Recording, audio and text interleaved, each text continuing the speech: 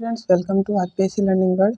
आज class 9th civics या political science का चैप्टर नंबर 3 देखेंगे, जिसका नाम है चुनावी राजनीति, इलेक्टोरल पॉलिटिक्स। इसके पहले क्लास 9th और 10th की सिविक्स के शॉर्ट नोट्स इस चैनल पर है। आपको अगर चाहिए तो आप वहाँ पर प्लेलिस्ट पर जाकर देख लीजिएगा। आज का लेसन स्टार्ट करते हैं। चुनावी राजनीति क्या होती है।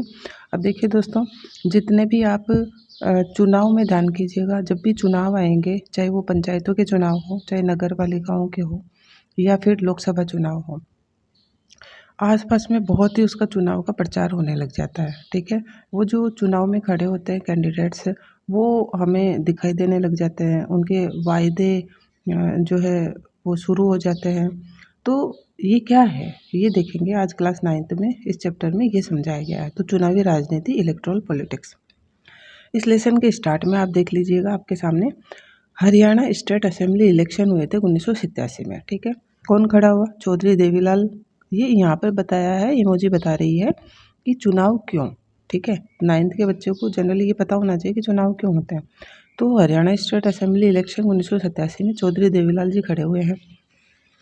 इन्होंने क्या किया कि इनकी पार्टी थी लोकदल। ठीक है, और यहाँ पर ये न्याय युद्ध नामक आंदोलन का इन्होंने नेतृत्व भी किया। न्याय युद्ध हुआ और किसानों को लोन देने का इन्होंने वादा किया, कर्ज माफ़ी का वादा किया। तो इन सब से ये चुनाव प्रचार है। इन सब से क्या हुआ, देवीलाल जी, लोक दल जो इनकी पार्टी थी, 90 में से 76 सीटें देवीलाल जी की पार्टी ले गई। मतलब स्पष्ट बहुमत प्राप्त हुआ और क्या होगा, देवीलाल जी सीएम बन गए। ठीक है, अब देखिए, इन्होंने कर्ज माफ भी किया सत्ता में आके। तो लोक दल ने 4 साल तक शासन किया। 5 साल होता है किसी भी पार्टी का शासन, किसी भी सरकार का। तो इन्होंने 4 साल तक शासन किया। अगली सरकार वापस कांग्रेस की बनी।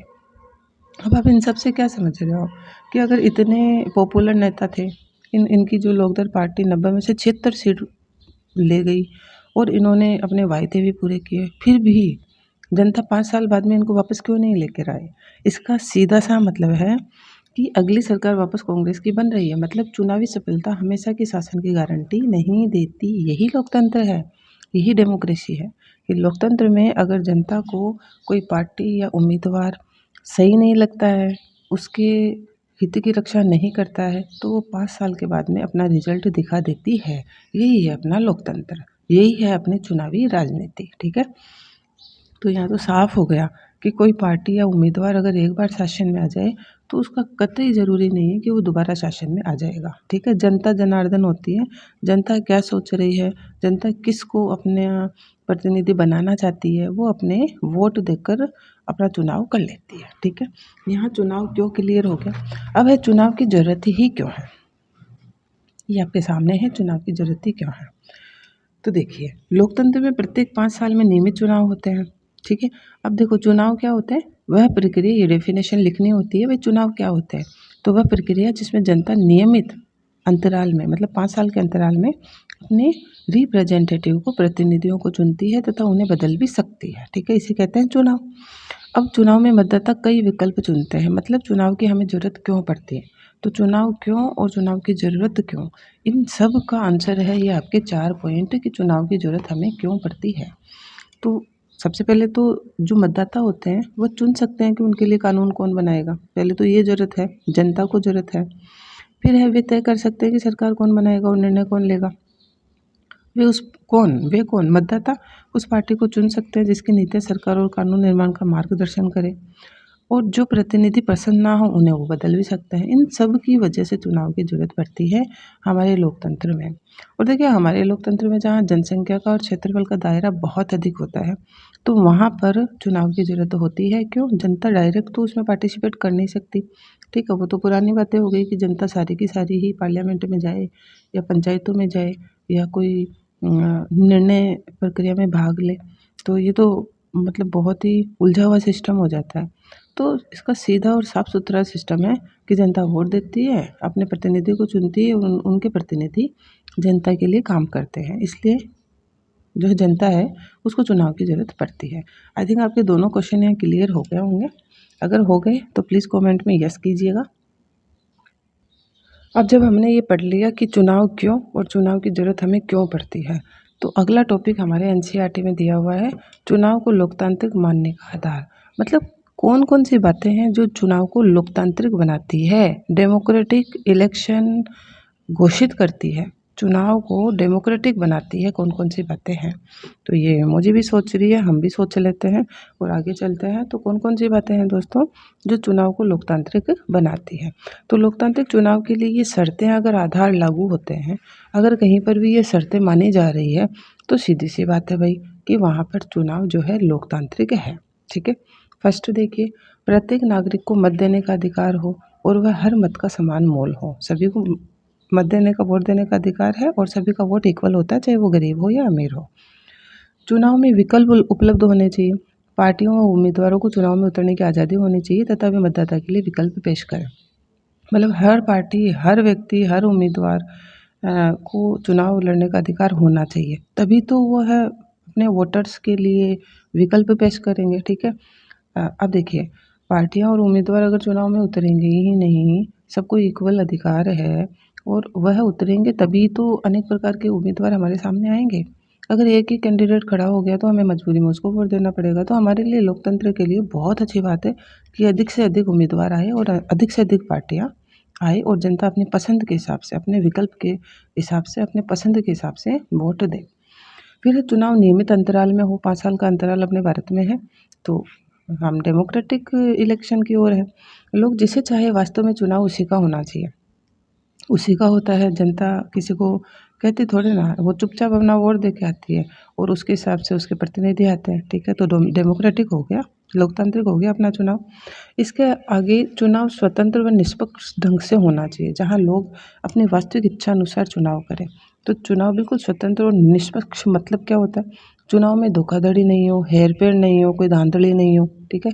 तो यहाँ भारत में ऐसा होता नहीं है। तो स्वतंत्र और निष्पक्ष अगर चुनाव होता है तो हमारा चुनाव जो है वो लोकतांत्रिक है। ठीक है। ये शर्तें सरल व आसान लगती है, लेकिन कई देशों में इन शर्तों को पूरा नहीं किया जाता। ऐसे ईजी लग रही है ये, जैसे कि इक्वल वोट का अधिकार हो, पार्टियां और उम्मीदवार बहुत से आए तो वोटर अपना पसंद चूज करे, अपना रिप्रेजेंटेटिव चूज करे, चुनाव नियमित अंतराल में हो, चुनाव में धोखाधड़ी वगैरह नहीं हो। लेकिन इतनी ईजी लगती है, ये अगर फॉलो हो रही है, ये अगर मानी जा रही है किसी देश के द्वारा, तो वो लोकतांत्रिक सरकार है। ठीक है, प्रजातंत्र है। लेकिन ये शर्तें ईजी लगते हुए भी कई देश इस शर्तों का पालन ही नहीं करते। यदि शर्तें मानी जाए तो चुनाव लोकतंत्र कहे जा सकते हैं और भारत में अधिकतर ये फॉलो की जा रही है। मतलब भारत के सारे जो चुनाव है वो क्या है? लोकतांत्रिक है फ्रेंड्स। ठीक है। ये चारों पांचों अगर शर्तें पूरी हो रही है तो हम यहाँ पर भी जीत गए कि हमारा जो चुनाव है वो लोकतांत्रिक है। आगे अपनी स्माइली क्या कह रही है? क्या राजनीतिक प्रतिद्वंद्विता अच्छी चीज़ है?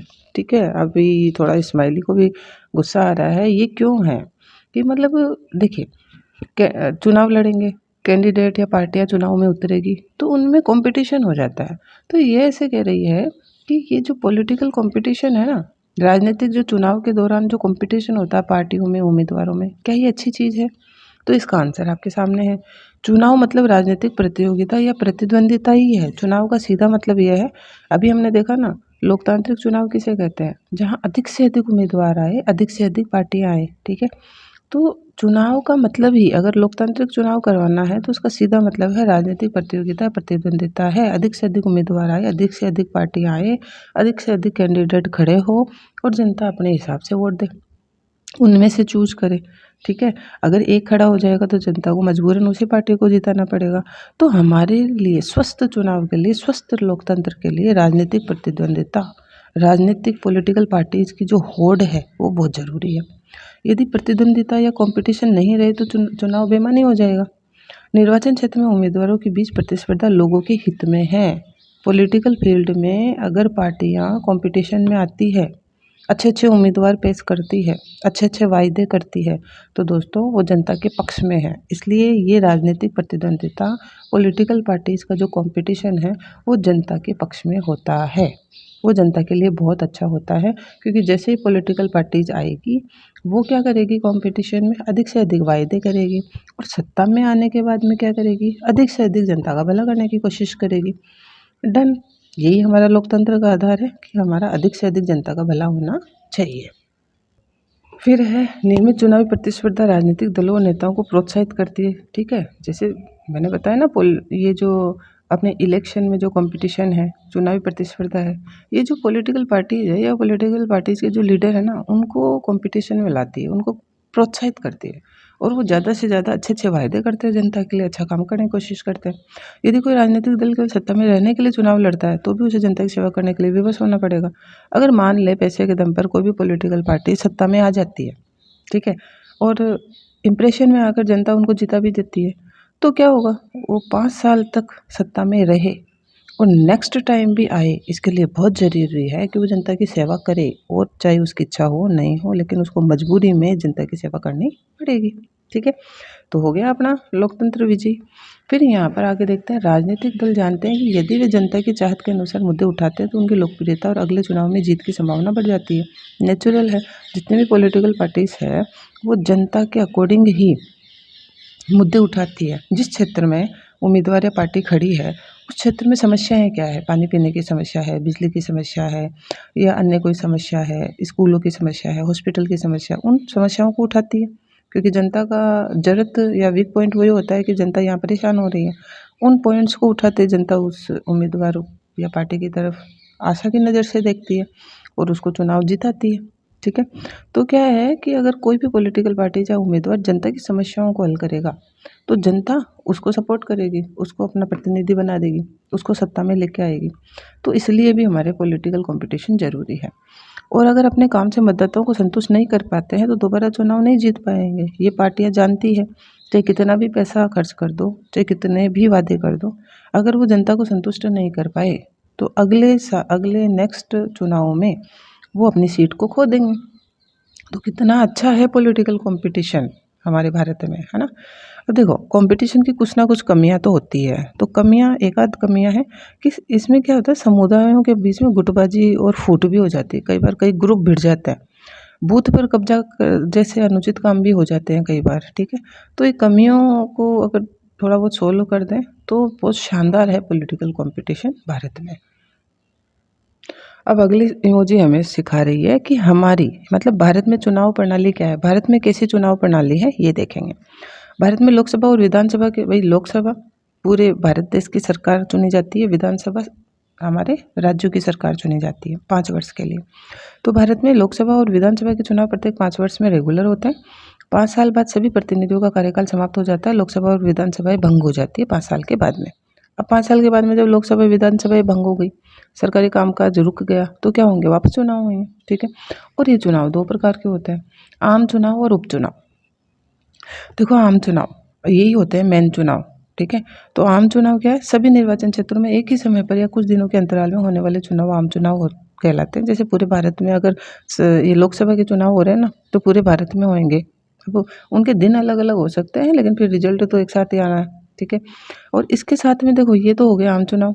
या फिर किसी जैसे स्टेट के, जैसे अपने राजस्थान को ले लो, राजस्थान के लिए सीएम साहब को चुनने के लिए जो चुनाव होंगे वो कुछ दिनों के आगे पीछे जरूर हो सकता है, रिजल्ट एक दिन आना है। तो ये आम चुनाव हो गए।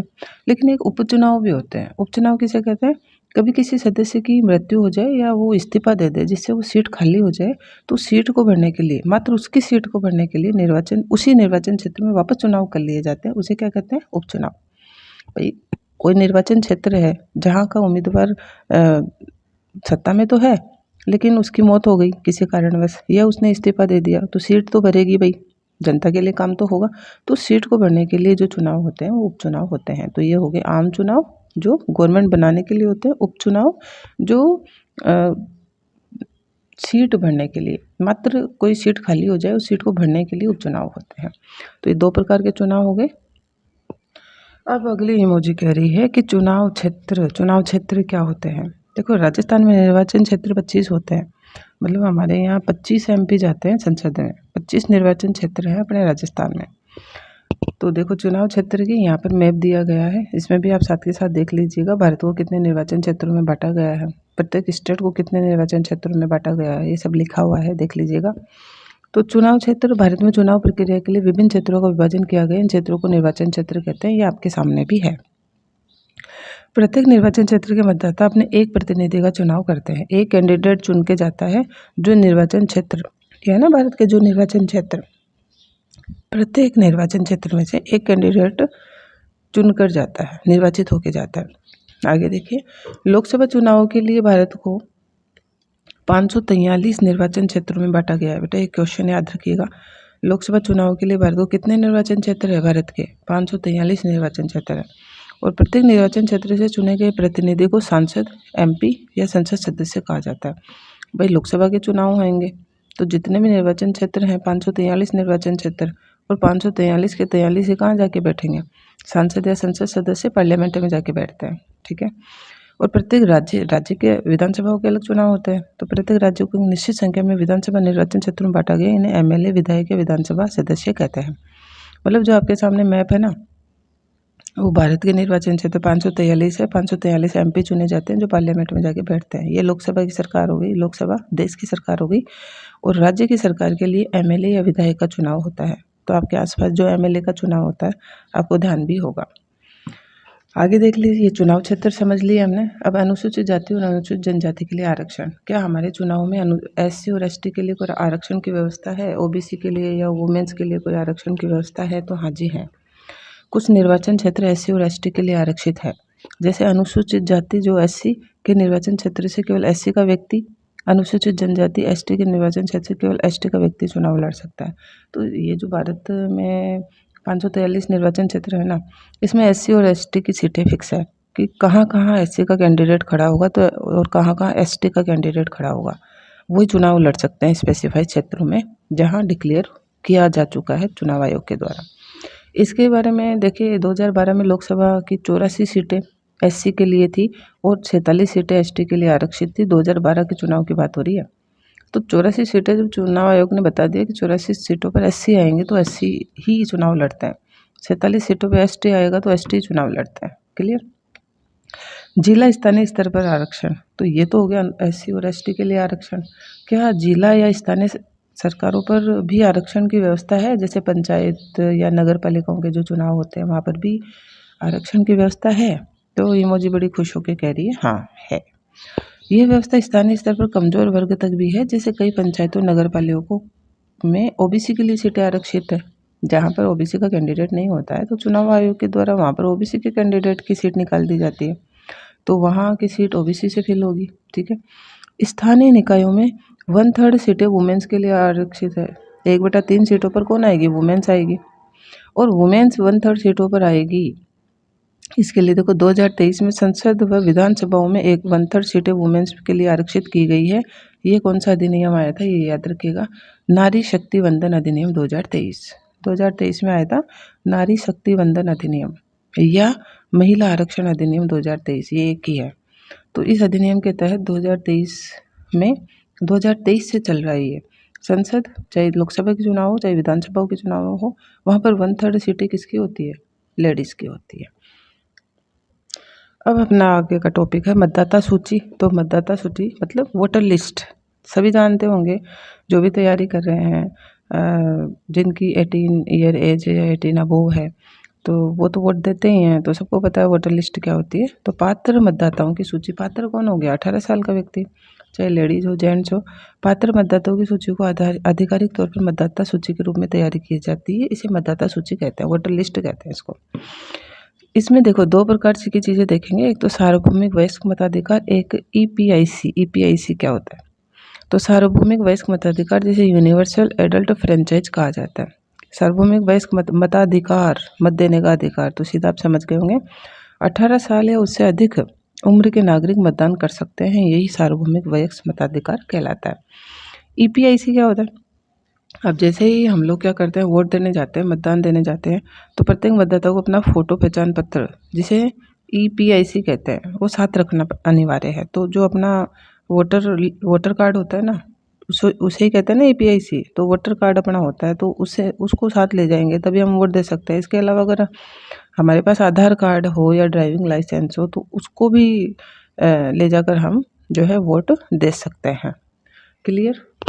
फिर है उम्मीदवारों का नामांकन। तो भाई इतनी बड़ी पार्टियां खड़ी होती है, इतने बड़े कैंडिडेट खड़े होते हैं, इतना पैसा खर्च करते हैं, तो उनका नामांकन या कोई नामांकन मतलब कोई फॉर्म भी भरा जाता है क्या?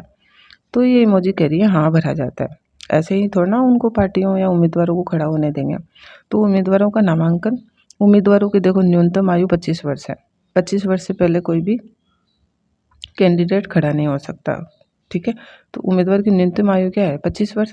राजनीतिक दल उम्मीदवारों का नामांकित करते हैं तथा उन्हें क्या देते हैं? पार्टी का टिकट देते हैं। भाई किस पॉलिटिकल पार्टी से ये कैंडिडेट लड़ेगा वो पार्टी टिकट हो गया। उम्मीदवार नामांकन फॉर्म भरते हैं तथा नामांकन फॉर्म मतलब जो जनरल फॉर्म भरा जाता है वो होता है नामांकन फॉर्म। ये आपके सामने भी आप देख लीजिएगा, ये नामांकन फॉर्म होता है। तथा सुरक्षा जमा राशि का भुगतान करते हैं। इनकी एक फ़ीस लगाई जाती है चुनाव आयोग के द्वारा, उस फीस को जमा कराया जाता है। और जैसे 10th 12th बोर्ड में हम लोग क्या करते हैं, बच्चे फ़ीस जमा कराते हैं ना, बोर्ड फीस, और फिर बाद में उनका फॉर्म भरा जाता है। बस सेम है। चुनाव आयोग ने जो जमा राशि, जो पैसा उनका फिक्स कर रखा है वो पैसा जमा कराएंगे, नामांकन फॉर्म भरेंगे। नामांकन के लिए उम्मीदवारों को कानूनी घोषणा करनी होती है और ये घोषणा पत्र आपके सामने भी ये देख लीजिएगा। उनकी शैक्षणिक योग्यता कितनी है बताएंगे, उनकी परिसंपत्ति और देनदारियों का विवरण बताएंगे। भाई अगर संपत्ति वगैरह अधिक है चुनाव आयोग के अनुसार तो वो टैक्स लगा सकती है, इसलिए उनको ये भरना होता है। उनके खिलाफ कोई गंभीर आपराधिक मामले तो नहीं चल रहे हैं कोई थाने में, तो उसका भी उनको बताना पड़ता है। फिर चुनाव आयोग इन सबको देखकर तय करता है कि कैंडिडेट या पार्टी चुनाव में अपने कैंडिडेट को खड़ा कर सकती है या नहीं। क्लियर? ये उम्मीदवारों का नामांकन हो गया। अब है चुनाव अभियान। भाई चुनाव अभियान तो आपने बहुत देखे होंगे। जैसे जैसे चुनाव पास आते हैं गाड़ियाँ, माइक, अनेक वाद्य, मीटिंगें बहुत चलती है, वही शोर चलता रहता है जब तक चुनाव नहीं होते हैं। तो है क्या ये चुनाव अभियान? तो देखिए, चुनाव प्रचार में उम्मीदवार मतदाताओं के सामने नीतियों और वादों का प्रचार करते हैं। चुनावी राजनीति के लिए गतिविधियां बहुत महत्वपूर्ण है। अब देखो, हमें ऐसे लगता है कि भैया चुनाव आ गए तो शोर मचा हुआ है, कभी कौन सा नेता आ रहा है, कभी कौन सा नेता आ रहा है, तो ये सब बेकार की चीज़ें हैं। तो बिल्कुल नहीं फ्रेंड्स, ये जो चुनाव में जो कैंडिडेट खड़ा होता है वो अपने क्षेत्र में घूमता है ना, उसका सम्मान भी किया जाता है, वो वादे करता है, जनता को इम्प्रेस करता है, जनता को अपनी नीतियाँ बताता है, कानून बताता है। तो ये चुनाव अभियान में जो इनका प्रचार प्रसार है ना, वो भी हमारे लोकतंत्र के लिए बहुत ज़रूरी है। हमारे स्वस्थ लोकतांत्रिक चुनावों के लिए इनका प्रचार प्रसार भी बहुत ज़रूरी है। ठीक है, अब देखो प्रचार, चुनाव अभियान चुनाव में उम्मीदवारों की अंतिम सूची की घोषणा करता है। चुनाव अभियान है ना, ये प्रचार करते हैं ना, तो ये इनका प्रचार का भी समय फिक्स होता है। कब करते हैं? जब भी चुनाव आयोग उम्मीदवारों की अंतिम सूची की घोषणा कर देता है कि भाई ये उम्मीदवार खड़ा हो रहा है इस क्षेत्र से, उसके बाद में मतदान की जो तारीख है ना, उसके बीच में 2 सप्ताह तक ये चुनाव प्रचार कर सकते हैं। इनको 2 सप्ताह का टाइम दिया जाता है। तो चुनाव प्रचार के लिए हर कैंडिडेट पार्टी को कितना टाइम होता है?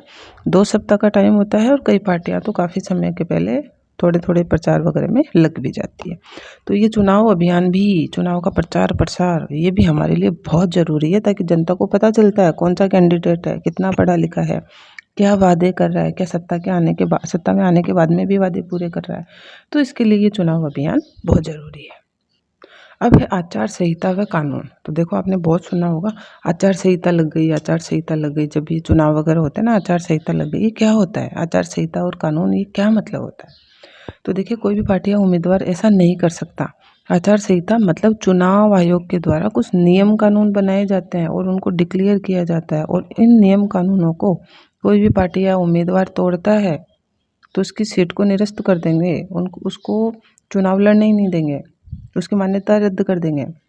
तो यह है चुनाव आयोग की ताकत। चुनाव आयोग जो भी आचार संहिता और जो भी कानून, नीति कानून बना के निकालती है, उसको फॉलो करना पड़ेगा भाई। तो आचार संहिता और कानून क्या होते हैं चुनाव आयोग के? कोई भी पार्टी या उम्मीदवार ये सब नहीं कर सकता। क्या नहीं कर सकता?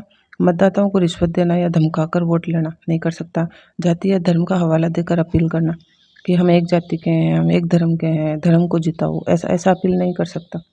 चुनाव प्रचार के लिए सरकारी संसाधनों का उपयोग तो कतई नहीं कर सकता। मतलब पंचायतों में, सरकारी स्कूल में जाकर अगर मीटिंग करे तो ये वर्जित है, ऐसा नहीं होगा। या धर्म स्थल पर, कोई मंदिर में, कोई मस्जिद में, कोई गुरुद्वारे में जाकर वोट लेने की कोशिश करें, भगवान की, उनके धर्म से संबंधित शपथ दिलाए, तो ये बिल्कुल गैरकानूनी है। फिर है लोकसभा चुनाव में, ये तो है, ये नहीं कर सकता कोई भी कैंडिडेट। ठीक है, नहीं तो उनको चुनाव ही नहीं लड़ने दिया जाएगा। फिर यही आचार संहिता होती है भाई। फिर है लोकसभा चुनाव में 25 लाख से अधिक खर्च नहीं होना चाहिए किसी पार्टी या उम्मीदवार का। निर्वाचन क्षेत्र में, मतलब मान लो अभी देखा ना आपने भारत में निर्वाचन क्षेत्र, तो एक निर्वाचन क्षेत्र में जो कैंडिडेट खड़ा है 25 लाख से अधिक खर्च नहीं करेगा प्रचार में। तथा विधानसभा के चुनाव हो रहे हैं तो जो एक निर्वाचन क्षेत्र में खड़ा है ना, वो कैंडिडेट या उसकी पार्टी उस कैंडिडेट पर 10 लाख से ज़्यादा खर्च नहीं करेगी। तो 25 लाख तक का क्राइटेरिया लोकसभा चुनाव के निर्वाचन क्षेत्र के लिए है, 10 लाख का क्राइटेरिया विधानसभा निर्वाचन क्षेत्रों के लिए है। ठीक है, अब देखो इन सभी का अगर उल्लंघन करता है कोई भी कैंडिडेट या पार्टी, तो न्यायालय द्वारा चुनाव रद्द कर दिया जाता है। आ गया आचार संहिता और कानून, क्लियर हो गए। अब चुनाव दिवस क्या होते हैं? चुनाव दिवस देखो, जिस दिन मतदाता वोट डालेगा उसको ही चुनाव का दिन कहेंगे ना। चुनाव की अधिघोषणा हो जाने के बाद मंत्री बड़े नीतिगत फैसले, बड़ी योजनाओं का शिलान्यास नहीं कर सकते। ये भी आता है, ये भी आचार संहिता है। आचार संहिता लागू हो गई मतलब चुनाव आयोग के नियम कानून लागू हो गए। उसके बाद में चुनाव की अधिघोषणा हो गई, उसके बाद में कोई भी मंत्री बड़े नीतिगत फैसले, बड़ी योजनाओं का शिलान्यास नहीं कर सकते, क्योंकि अब वो मंत्री नहीं है, वो पद से हट चुके हैं। ठीक है, आगे चले।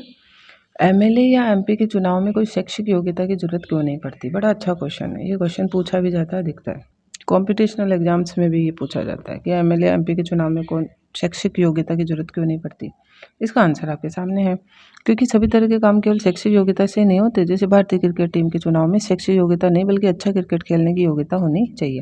भाई अगर किसी क्रिकेटर का चुनाव हो रहा है तो उसकी शैक्षिक योग्यता या डिग्रियां थोड़ी देखेंगे, वो कैसा क्रिकेट खेल रहा है उसको देखेंगे, उसकी योग्यता को देखेंगे। ऐसे ही एमपी या एमएलए की योग्यता यह है कि अपने क्षेत्र की समस्याओं को समझे, उनका अधिकाधिक समाधान व हित करे। कोई एमएलए या एमपी है, उसकी योग्यता डिग्रियां नहीं है, उसकी योग्यता है कि वो अपने क्षेत्र के लोगों से किस प्रकार से बातचीत करता है, उनकी समस्याओं को कैसे समझता है, उनकी समस्याओं के लिए सरकार के पास से कैसे बजट पास करवाता है, वहाँ पर कैसे समस्याओं को बताता है और कैसे जनता के लिए सॉल्यूशन लेके आता है। तो किसी एमएलए या एमपी की योग्यता इस चीज़ में है कि जनता का हित कैसे करे, जनता की समस्याओं का समाधान वो किस प्रकार करता है, ना कि उसकी डिग्रियों में। दूसरा कारण ये है कि यदि उम्मीदवारों के लिए बीए, एमए या एमकॉम आदि अनिवार्य करते हैं, हम डिग्री अनिवार्य करते हैं, तो 90% से ज़्यादा नागरिक चुनाव लड़ने में अयोग्य हो जाएंगे, क्योंकि अधिकतर के पास में ये क्वालिफिकेशन है ही नहीं।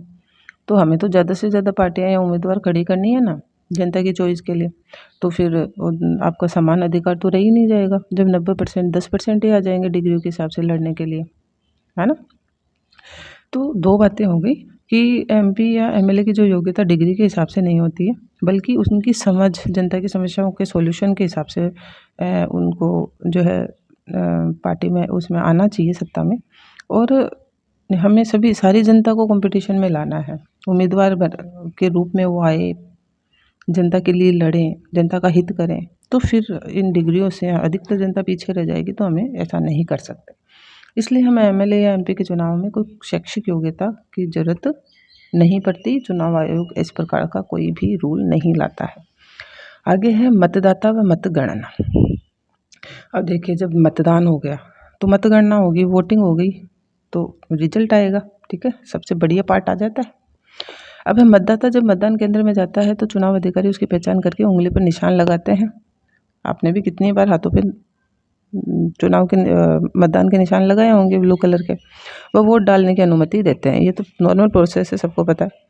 प्रत्येक उम्मीदवार का एक एजेंट को मतदान केंद्र में बैठने की जरूरत की अनुमति होती है। ये आपको पता नहीं होगा कि जितने भी पार्टी के उम्मीदवार खड़े हैं ना उस निर्वाचन क्षेत्र में, उन उम्मीदवार नहीं बैठेगा अंदर, उम्मीदवारों के एक एक एजेंटों को अंदर बिठाया जाता है। अच्छा, क्यों बिठाया जाता है? ताकि मतदान निष्पक्ष तरीके से हो। वो कल को कह नहीं सके कि धोखाधड़ी हो रही है, ऐसा नहीं कह सके, अपने अपने एक एक एजेंटों को अंदर बिठा देते हैं। मतदान के लिए मतपत्र या ईवीएम इलेक्ट्रॉनिक वोटिंग मशीन का भी यूज होता है। देखो, पहले मतपत्र का भी होता है, अभी भी मतपत्र का अधिकतर जगह हो ही जाता है, बाकी अब अधिकतर ईवीएम आ गई, इलेक्ट्रॉनिक वोटिंग मशीन आ गई, आपने यूज भी की होगी।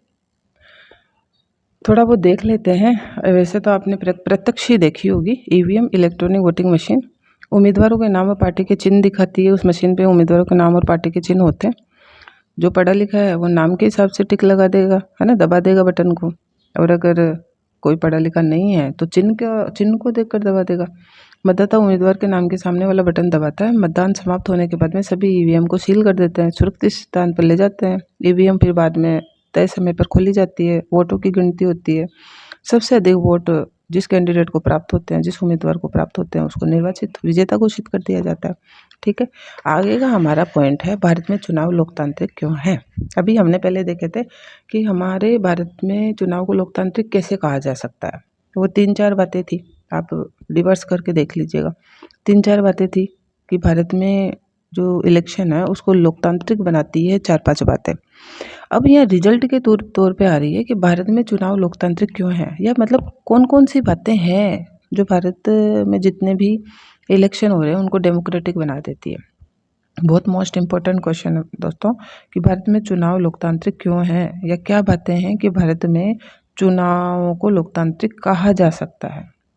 तो देखो, चुनाव के बारे में अखबार और टीवी में अनेक गड़बड़ियों के बारे में हम पढ़ते हैं। कैसी गड़बड़ियाँ, जैसे मतदान सूची में फर्जीवाड़ा हो गया, असली नाम गायब कर देते हैं, बड़ी पार्टियां और उम्मीदवार बड़े पैमाने पर भारी मात्रा में पैसा खर्च कर देते हैं, वोटर्स को धमका देते हैं, मतदान के दिन चुनावी धांधली हो जाती है, मतदाताओं को डरा देते हैं, फर्जी मतदान करवा देते हैं, ये सब बातें होती है। ऐसा नहीं है ये धांधली नहीं होती है, कई क्षेत्रों में होती है। तो यहाँ प्रश्न क्या उठ के आ रहा है, क्या चुनावी धांधली से कोई पार्टी जीत सकती है? भाई ये ऐसा फर्जीवाड़ा करके कोई पार्टी सत्ता में आ सकती है क्या? इसका आंसर सीधा सीधा है हमारे लोकतंत्र में नहीं। अच्छा, क्यों नहीं? तो ये 3-4 पॉइंट हम लिखेंगे कि नहीं ये फर्जीवाड़ा करके कोई पार्टी हमारे यहाँ पर नहीं आ सकती। सबसे पहला काम, स्वतंत्र चुनाव आयोग है हमारे, ऐसे कैसे आने देगा धांधली करके किसी, क्योंकि रद्द कर सकता है वो उसको। तो स्वतंत्र चुनाव आयोग, भारत में चुनाव आयोग जिसे ईसी कहते हैं, चुनाव करवाता है। कौन करवाता है भारत में चुनाव? चुनाव आयोग। मुख्य चुनाव आयुक्त जिसे सीईसी की नियुक्ति भारत के राष्ट्रपति द्वारा की जाती है। अब जो मेन होता है ना मुख्य चुनाव आयुक्त, जो इसका लीडर होता है चुनाव आयोग का, उसकी नियुक्ति राष्ट्रपति कर रहा है, तो उसका किसी पार्टी से लेना देना ही नहीं है। फिर चुनाव आयोग स्वतंत्र है, इसके पास अनेक शक्तियां भी हैं। अब इसकी शक्तियां देखो, चुनाव आयोग चुनाव की घोषणा से परिणामों तक हर पहलू पर निर्णय लेता है, नजर रखता है। ये चुनाव आयोग आचार संहिता को लागू करता है। अभी देखे थे ना हमने आचार संहिता कानून क्या होता है, तो उसको लागू करता है, और इसका उल्लंघन करने वाली पार्टियां उम्मीदवारों को दंडित क्या हटा ही देता है, उसको चुनाव ही नहीं लड़ने देगा। ठीक है, तो स्वतंत्र चुनाव आयोग है, ये सबसे दम वाली बात है कि हमारे भारत के चुनाव को लोकतांत्रिक कह सकते हैं हम। आगे देखेंगे। फिर है चुनाव ड्यूटी में तैनात सरकारी अधिकारी चुनाव आयोग के नियंत्रण में काम करते हैं, न कि सरकार के नियंत्रण में। चुनाव की ड्यूटी, जो भाई चुनाव में जिसकी ड्यूटी लगते हैं ना, वो जो सारे सरकारी आदमी होंगे, और वो सरकारी आदमी चुनाव आयोग के नियंत्रण में काम करते हैं, किसी सरकार या किसी नेता के अंडर में नहीं। फिर चुनाव अवधि में चुनाव आयोग सरकार को कुछ दिशा निर्देशों का पालन करने का आदेश दे सकता है, ताकि सरकार की शक्तियों का दुरुपयोग को रोका जा सके। मतलब जैसे कुछ सरकारी अधिकारी हैं जो किसी नेता या किसी के टच में है, या किसी पार्टी के टच में है, तो वो क्या करता है, चुनाव आयोग उनको ट्रांसफ़र कर देता है, उनका तबादला कर देता है वहाँ से, जब चुनाव होना होता है। तो देखिए कितनी दमदार शक्तियाँ हैं चुनाव आयोग की अपने भारत में। तो चुनाव आयोग कुछ गलत होने ही नहीं देता। सबसे पहला है कि हमारे भारत के चुनाव को लोकतांत्रिक कह सकते हैं हम, क्योंकि यहाँ पर चुनाव आयोग बड़ा दम वाला है, स्वतंत्र है, निष्पक्ष है, और इसकी हेड की नियुक्ति ही राष्ट्रपति करता है, और इसके आचार संहिता का कोई उल्लंघन कर देता है तो वो उसको चुनाव ही नहीं लड़ने देगा, चुनाव को रद्द कर देगा। तो सबसे पहले तो ये लीगल जो है चुनाव आयोग है, वो ऐसा काम नहीं होने देता। दूसरा है जन भागीदारी। मतलब जनता का पार्टिसिपेशन। तो देखिए, चुनाव में जनता की भागीदारी का आकलन मतदान % से होता है। मतलब कितना % मतदान हो रहा है किसी क्षेत्र में, इसको जन भागीदारी कहते हैं। मतलब जनता कितना वोट दे रही है, मतदान % से पता चलता है कि कितने % योग्य मतदाताओं ने वोट डाला। जिस क्षेत्र में जितना % वोट होता है ना, जैसे ऐसे बोलते हैं ना कि 60% वोट हुआ है, 50% वोट हुआ है, 80% वोट हुआ है, तो जितना % वोट होता है वहाँ के मतदाता उतने ही सक्रिय हैं, उतने ही नॉलेजफुल है वोटों को लेकर। तो हमें अधिक से अधिक वोट डालना चाहिए भैया, कभी भी वोट के अधिकार को छोड़ना नहीं चाहिए। भारत में अमीरों की तुलना में गरीब और निरक्षर अधिक वोट देते हैं। पिछले कुछ वर्षों में चुनाव संबंधी गतिविधियों में मतदाताओं की रुचि बढ़ती जा रही है। भारत में आम लोगों को लगता है कि चुनाव द्वारा वे राजनीतिक दलों पर दबाव डाल सकते हैं, ताकि वे उसके अनुकूल नीतियां और कार्यक्रम बनाए, जनता के हित में काम करें। इसलिए लोग अधिक से अधिक वोट डालने जाते हैं, और बिल्कुल डालना चाहिए। तो इसको कहते हैं जन भागीदारी। अधिक से अधिक जनता को वोट डालना चाहिए, ये लोकतंत्र हो गया। फिर तीसरा है चुनावी नतीजों को स्वीकार करना। अब जो भी रिजल्ट आ रहा है उसको स्वीकार करती है, कौन करती है? पार्टियां भी करती है, जनता भी करती है। तो चुनाव की निष्पक्षता और स्वतंत्रता की अंतिम कसौटी क्या है? चुनाव का परिणाम। भारत में चुनावी नतीजे खुद ही काफ़ी कुछ कह देते हैं। जैसे भारत में सत्ताधारी दल राष्ट्रीय और राज्य दोनों स्तरों पर चुनाव नियमित रूप से हारते हैं। ऐसा नहीं है कोई पार्टी पैसे से आ सकती है। अभी हमारा यही तो था कि क्या पैसे या धांधली से कोई पार्टी आ सकती है क्या सत्ता में? तो फिर अगर पैसे और सत्ता में पैसे का ही काम चलता, डराने धमकाने या धांधलियों का काम चलता, तो कोई भी इतनी बड़ी राष्ट्रीय पार्टी है और कोई भी इतनी बड़ी राज्य पार्टी है, वो चुनाव कैसे हारेंगे? अधिकतर पार्टियां 5 साल रहेगी, अगले साल हार जाती है। कोई सी पार्टियां हैं जो 3-3 4-4 बार सत्ता में आ जाती है, बाकी हर पार्टी हारती है। तो फिर हारती क्यों? पैसा चलता है तो क्यों हारेगी? तो मतलब यहाँ पैसा या पावर नहीं चल रहा है, यहाँ पर निष्पक्ष चुनाव हो रहे हैं, लोकतांत्रिक चुनाव हो रहे हैं अपने भारत में। अमेरिका में चुने हुए प्रतिनिधि का चुनाव हारना बहुत कम होता है। भारत में लगभग आधे मौजूद सांसद या विधायक चुनाव हार जाते हैं भाई। इतना पैसा लग रहा है ना इनका, तो फिर चुनाव क्यों हार जाते हैं? जबकि अमेरिका में प्रतिनिधि चुनाव बहुत कम हारता है। तो भारत में लोकतांत्रिक चुनाव है भाई। जो उम्मीदवार वोट खरीदने पर ज़्यादा खर्च करते हैं या जिनके आपराधिक संबंध ज्ञात हैं, वे चुनाव हार जाते हैं। जो वोट खरीदने की कोशिश करते हैं, डराने धमकाने की कोशिश करते हैं ना, वो तो सच में चुनाव हार जाते हैं। और पराजित पार्टी के द्वारा जनता का फैसला स्वीकार किया जाता है। जो पार्टी हार जाती है वो भी चुपचाप जनता का फैसला स्वीकार करती है, विरोध कर नहीं सकती। तो ये तीनों बातें हैं कि हमारे भारत में जो भी चुनाव होते हैं वो निष्पक्ष है, लोकतांत्रिक है। ये तीनों कारण देंगे हम। और दोस्तों, अगर आपको नोट्स पसंद आए तो प्लीज़ लाइक, शेयर और सब्सक्राइब ज़रूर कीजिएगा। कमेंट में ज़रूर बताइएगा कि नोट्स कैसे लगते हैं आपको। ये हमारे लेसन का लास्ट पार्ट है, स्वतंत्र और निष्पक्ष चुनाव के लिए चुनौतियाँ। अब देखो, स्वतंत्र और निष्पक्ष कुछ ना कुछ कमियां तो रही जाती है। तो स्वतंत्र और निष्पक्ष चुनाव के लिए कुछ बातें हैं, अगर इन पर और ध्यान कर लें तो हमारे चुनाव और शानदार हो जाएंगे। भारत में चुनाव स्वतंत्र और निष्पक्ष होते हैं, परंतु ये बात हर निर्वाचन क्षेत्र के लिए सच नहीं होती, क्योंकि कई प्रॉब्लम है। जैसे जिन उम्मीदवारों पार्टियों के पास बहुत पैसा होता है, उन्हें छोटी पार्टियों की तुलना में बड़ा और अनुचित लाभ मिल जाता है। कई बार वो पार्टियाँ जीत के आ जाती है, पर हर बार नहीं। आपराधिक संबंधों वाले जो उम्मीदवार होते हैं, वो अन्य उम्मीदवारों को चुनाव दौर से बाहर करने और प्रमुख पार्टियों से टिकट हासिल करने में सक्षम रह जाते हैं। ठीक है, टिकटें परिवार के सदस्यों द्वारा उनके रिश्तेदारों को अधिकतर वितरित कर दी जाती है। कई कार्टून आपको ऐसा कैसे ही समझा देंगे, ये बातें आपके सामने हैं। टिकटें अपने रिश्तेदारों को ही दे देते हैं ये लोग। चुनावों में आम नागरिकों को बहुत कम विकल्प मिलते हैं, क्योंकि प्रमुख पार्टियां नीति और व्यवहार दोनों में एक दूसरे से काफ़ी मिलती जुलती रहती है। फिर बड़ी पार्टियों की तुलना में छोटी पार्टियों और स्वतंत्र उम्मीदवारों को भारी नुकसान उठाना पड़ता है। यहाँ तक हमारा लेसन कंप्लीट होता है। Thank you so much friends.